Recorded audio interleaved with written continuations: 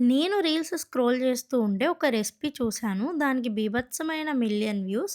అంత బాగుంటుందా అని అనిపిచ్చింది. ఇంకా అన్ని వ్యూస్ వచ్చాక మనం ట్రై చేయకుండా ఎలా ఉంటాం? ప్రాసెస్‌లోకి వెళ్ళిపోదాం పదండి. వేడి నీళ్ళల్లో ఒక 10 ఎండుమిర్చిని నానబెట్టాలి. 15 వెల్లుల్లిపాయలు తొక్క తీసుకొని మిక్సీ పట్టుకోవాలి పేస్ట్‌లాగా. స్టవ్ మీద కడాయి పెట్టుకొని ఒక 3-4 టేబుల్ స్పూన్ ఆయిల్ వరకు వేసుకొని, ఆనియన్‌ని సన్నగా పొడుగ్గా కట్ చేసుకొని లైట్ బ్రౌన్ కలర్‌లోకొచ్చే వరకు ఫ్రై చేసుకోవాలి.